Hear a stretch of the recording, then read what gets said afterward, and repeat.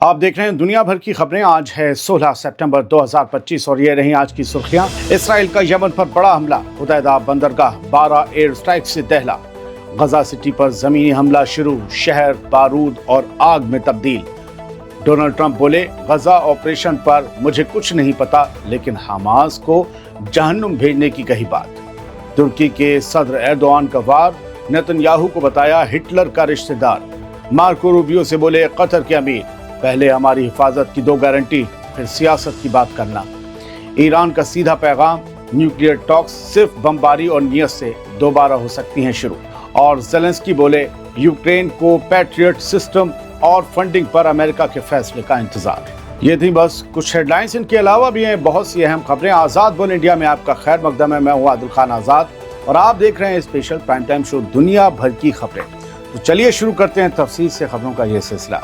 Israel ने Yemen के Hodeidah port पर फिर से बड़ा हमला किया है। हुदैदा बंदरगाह पर इसराइल ने सुबह ही धमकी और इवैक्यूएशन ऑर्डर जारी किया था और शाम तक हमला कर डाला। इसराइली फौज ने बयान में कहा कि ये बंदरगाह हूथीस का मिलिट्री हब है। यहाँ से ईरान हथियार भेजता है और यहीं से इसराइल और उसके अलाइज पर हमले प्लान होते हैं। इसराइल के वजीर दिफा इसराइल काट्स ने ये कहा कि यमन के हुदैदा पोर्ट पर की गई इसराइली स्ट्राइक का मकसद हूथी तहरीक पर समंदरी और फिजाई नाकेबंदी जारी कर रखना है। काट्स ने दावा किया कि हूथी तंजीम को आगे भी चोटें मिलती रहेंगी और इसराइल पर हमले की हर कोशिश का दर्दनाक जवाब दिया जाएगा। यमन के हुदैदा पोर्ट से अल मसीरा की रिपोर्टर ने यह बताया कि आज इसराइल ने एक दो नहीं बल्कि पूरी 12 एयर स्ट्राइक्स हुदैदा पोर्ट पर की हैं। यानी ये हूथीस के बंदरगाह को पूरी तरह से तबाह करने के लिए किया गया हमला था। अल मसीरा के मुताबिक यमनी आर्म्ड फोर्सेस भी चुप नहीं बैठी। फोर्स ने अपने बयान में कहा कि हमारे एयर डिफेंस सिस्टम ने इसराइली जहाज़ों को खदेड़ दिया। जहाज़ों में अफरा तफरी मचा दी, जिसकी वजह से फाइटर जेट्स में जिसकी वजह से इसराइल की कई फॉर्मेशन हमला किए बिना ही हवाई इलाके से भाग खड़ी हुई। ये यमन की आर्म फोर्सेस की तरफ से बयान दिया गया। यमनी फौज का ये भी दावा है कि इसराइल गहराई तक अंदर घुसने की कोशिश में था, लेकिन उसको बाहर ही रोक दिया गया।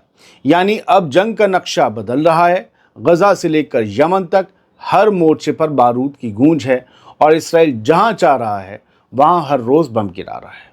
वैसे ये हमले यमन के उन हमलों के जवाब में किए गए जिनमें यमन लगभग एक दो दिन के फासले से या हर रोज़ इसराइल के ऊपर मिसाइल या ड्रोन से हमला करता है। वो ये कहता है कि गजा की हिमायत में हम कर रहे हैं और इसराइल कहता है कि हमारे लोगों को इनसिक्योर करने वाले किसी भी शख्स को हम नहीं छोड़ेंगे। हाँ, ख़ास बात ये रही कि हूथीस के ऊपर ये हमले तब हुए जब पिछले हमले में मारे गए दर्जन भर जर्नलिस्ट और लोगों के आज जनाजे निकल रहे थे, उस वक्त ये हमले हुए। खैर, इसराइल का ग्राउंड असॉल्ट शुरू हो गया है। गजा सिटी जल रही है और हज़ारों लोग भागने पर मजबूर हो गए हैं। ये अब तक की सबसे ख़तरनाक बमबारी है गजा पर। दोस्तों, गजा की सरजमी पर आज फिर कहर टूटा। इसराइल ने अपने लंबे वक्त से तय ग्राउंड ऑफेंसिव का असली स्टेज शुरू कर दिया है और ऐलान किया है कि गजा सिटी जल रही है। गजा सिटी इज़ बर्निंग। इसराइली फ़ौज ने कहा कि उसके ज़मीनी दस्ते गजा सिटी के अंदरूनी इलाकों तक उतर चुके हैं और अब सीधा शहर के सेंटर की तरफ बढ़ रहे हैं। आने वाले दिनों में और ज़्यादा फौजी शहर में भेजे जाएंगे ताकि वहां मौजूद लगभग 3000 हमास के लड़ाकों का सामना किया जा सके। दूसरी तरफ गजा के बाशिंदे कह रहे हैं कि 2 साल की जंग में ऐसी ख़तरनाक बमबारी का मंजर उन्होंने पहले कभी नहीं देखा। तो आप इस डायलॉग से ही दोस्तों तसव्वुर कर सकते हैं कि गजा सिटी में क्या हो रहा होगा।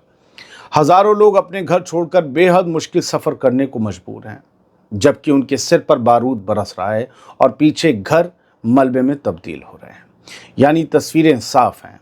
इसराइल गजा सिटी पर कब्जे की आखिरी लड़ाई शुरू कर चुका है और लोग मौत से बचने के लिए बेइंतहा तकलीफ झेलते हुए हिजरत कर रहे हैं। व्हाइट हाउस के बाहर रिपोर्टर्स से बात करते हुए अमेरिकी सदर डोनाल्ड ट्रंप ने आज जो कहा उस पर शायद किसी को हंसी आ जाए। ट्रंप ने कहा कि गजा सिटी में इसराइल के ज़मीनी ऑपरेशन के बारे में उन्हें ज़्यादा जानकारी नहीं है। उनका जवाब था, वी विल हैव टू सी। फिर ट्रंप ने दोबारा वही सख्त पैगाम दोहराया जो हाल के दिनों में बार बार सुनने को मिला और आज मैंने आपको सुनाया भी था। यानी हमास अगर होस्टेजेस को ह्यूमन शील्ड के तौर पर इस्तेमाल करेगा तो उसे जहन्नुम जैसी सज़ा झेलनी पड़ेगी। यानी ट्रंप का अंदाज आधा सवालों से दूरी और आधा धमकी वाला था।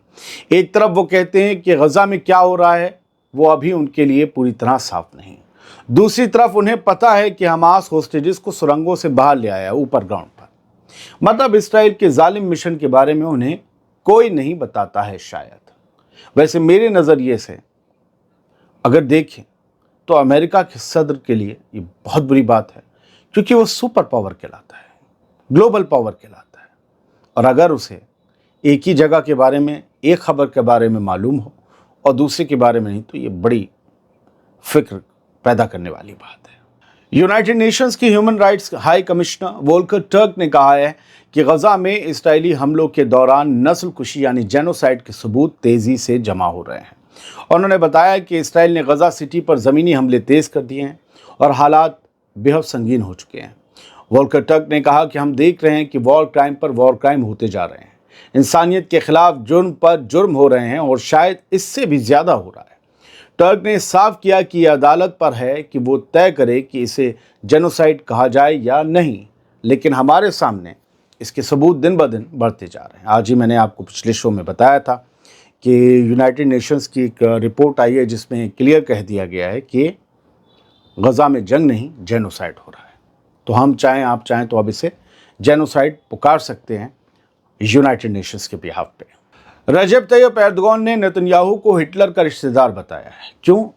बयान सुनिए। तुर्की के सदर रजब तैयब एर्दोगान ने इस्राएली प्राइम मिनिस्टर बेंजामिन नेतन्याहू पर सीधा जुबानी वार करते हुए कहा कि नेतन्याहू सोच और आइडियोलॉजी में हिटलर का ही रिश्तेदार है। एर्दोगान ने दोहा से लौटते वक्त कहा कि जैसे हिटलर अपने अंजाम का अंदाज़ा नहीं लगा पाया था, वैसे ही नेतन्याहू भी अपनी हार का अंदाज़ा नहीं लगा पा रहा है, मगर उसका भी हश्र वही होगा जो हिटलर का हुआ। एर्दोगान ने पिछले हफ्ते कतर में हमास के लीडर्स पर हुए इस्राएली हमले को दुनिया के कानून और इंटरनेशनल ऑर्डर के लिए खुला चैलेंज बताया। तुर्की के सदर ने कहा कि इसराइल की लीडरशिप ने अपने रेडिकल माइंडसेट को एक खूनी नेटवर्क में बदल दिया है जो पूरी तरह फासिस्ट आइडियोलॉजी पर खड़ा है। यानी अब तुर्की ने साफ लफ्ज़ों में इसराइल की पॉलिसी को हिटलर की नाजी सोच से जोड़ दिया है। आज कतर में एक और अहम मुलाकात हुई। इसराइल के ताज़ा हमले के बाद कतर के अमीर शेख तमीम बिन हमद अल थानी ने आज मंगल को दोहा में अमेरिकी सेक्रेटरी ऑफ स्टेट या विदेश मंत्री मार्को रूबियो से मुलाकात की। इस मुलाकात के बाद कतर की फॉरेन मिनिस्ट्री के स्पोक्सपर्सन माजिद अल अंसारी सामने आए और उन्होंने बताया कि इस्राएली हमला अब अमेरिका और कतर के बीच नई और मजबूत डिफेंस एग्रीमेंट की ज़रूरत को और तेज़ कर रहा है। अल अंसारी ने साफ कहा, हमारा पहला मकसद अपनी सल्तनत की हिफाजत है, बाकी मसले हम बाद में देखेंगे। यानी कतर ने अमेरिका से सीधा कहा कि पहले हमारी सॉवरेनिटी, हमारी खुद मुख्तारी की गारंटी दो, उसके बाद ही हम दूसरी सियासी कोशिशों पर ध्यान देंगे। अब क्या ये गज़ा के डील की तरफ इशारा था या क्या था, पता नहीं। अमीरी दफ्तर की तरफ से बयान जारी कर ये कहा गया कि कतर के अमीर और रूबियो ने गज़ा में सीज़फायर, इसराइली होस्टेज और फ़लस्तीनी कैदियों की रिहाई और दोहा हमले के असरात पर बात की। यानी ये किसी और चीज़ के बारे में कहा गया था कि हम पॉलिटिकल मसले बाद में देखेंगे। ईरान से भी एक बड़ा बयान आया है। कहा है कि न्यूक्लियर टॉक्स दोबारा शुरू करने के लिए सबसे ज़रूरी है दूसरी साइड की नीयत ठीक होगी, बातचीत हो जाएगी। तेहरान में ईरान के इको कॉन्फ्रेंस के दूसरे एडिशन के बाद मीडिया से बात करते हुए ईरान के फॉरेन मिनिस्टर अब्बास अरागची ने कहा कि आजकल कई मुल्क, जिनमें कतर के अलावा और भी रीजनल स्टेट्स शामिल हैं, न्यूक्लियर टॉक्स को दोबारा शुरू करवाने के लिए एक्टिव रोल निभाना चाहती हैं। लेकिन अब्बास अरागची ने साफ कहा, असल मसला मीडिएटर या सपोर्ट का नहीं है, असली चीज़ है दूसरी साइड की डिटर्मिनेशन। अगर वो म्यूचुअल इंटरेस्ट और बिना धमकियों के टेबल पर आने को तैयार है, तभी बातचीत आगे बढ़ सकती है। यानी ईरान का मैसेज बिल्कुल सीधा और क्लियर है, वो ये कि जंग और दबाव से नहीं बल्कि बराबरी और इरादे से ही न्यूक्लियर टॉक्स यानी कि एटमी मुज़ाकरात दोबारा शुरू हो सकते हैं। बात यूक्रेन की, जहां के सदर व्लादिमीर ज़ेलेंस्की ने कहा है कि उनका मुल्क अमेरिका से पैट्रियट डिफेंस सिस्टम और फंडिंग को लेकर फैसलों का इंतज़ार कर रहा है। उन्होंने इस बात पर भी जोर दिया कि यूक्रेन इंटरनेशनल पार्टनर्स के साथ मिलकर हथियार बनाने के लिए भी तैयार है। यानी ज़ेलेंस्की चाहते हैं कि कुछ इंटरनेशनल पार्टनर्स, कुछ कंट्रीज़ उनके यहाँ पैसा लगाएं, फैक्ट्री लगाएं और यूक्रेन के लड़के हथियार बनाएं, उन्हें रोज़गार भी मिले और रूस के ख़िलाफ़ हथियार भी मिले।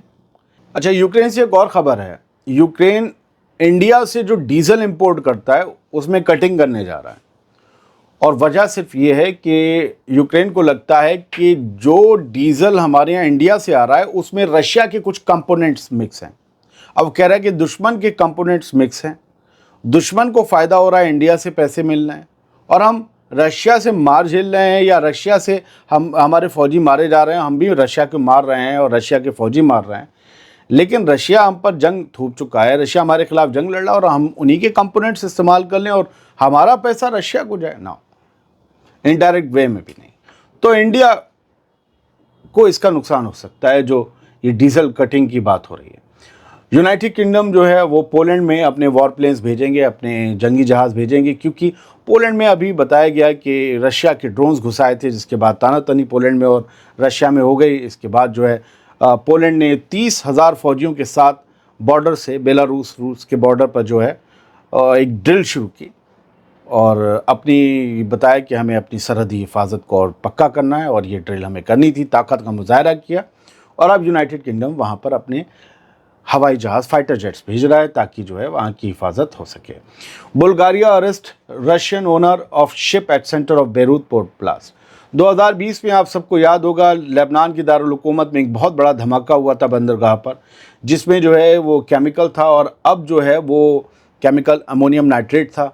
और वो अमोनियम नाइट्रेट लेकर जो जहाज़ आ रहा था, उस जहाज़ के मालिक को और उसके कैप्टन को गिरफ़्तार किया गया है, क्योंकि अभी कुछ दिन पहले ही उस मामले में फ़ैसला हुआ जिसमें इन दोनों के ख़िलाफ़ जो है लुकआउट नोटिस जारी किया गया था, इंटरपोल को ख़बर की गई थी। और फिर उसके बाद बुल्गारिया में इन लोगों को, इस जहाज़ के मालिक को और इस जहाज़ के कैप्टन को जो है वो अरेस्ट किया गया है। बताया गया अमोनियम नाइट्रेट यही लाए थे। अब देखते हैं कि आगे इस मामले में क्या होता है। वेनेजुएला ने आर्म्ड स्ट्रगल के लिए, यानी पक्की हथियारबंद लड़ाई के लिए अपने 2.5 मिलियन ट्रूप्स, 2.5 मिलियन फौजी तैयार कर लिए हैं। ये वहाँ के सदर मदुरो ने कहा है, प्रेसिडेंट निकोलस मदुरो ने। अमेरिका और वेनेजुएला के बीच टेंशन गहराती जा रही है, तो अब ये पूरी तरीके से एक लड़ाई के लिए तैयार हैं। अगली हेडलाइन हम हिंदुस्तानी अखबार से लेते हैं। अमेरिका का वेनेजुएला की बोट पर फिर हमला, 3 लोगों की मौत। ट्रंप बोले नशीली दवाएं या नशीले पदार्थ मटेरियल ले जा रहे थे, आगे और भी बड़े हमले करने का प्लान है। तो अमेरिका ने ये दूसरी बार उनकी बोट पर हमला किया है और इसको लेकर दोनों के बीच फिर से टेंशन राइज हो रही है।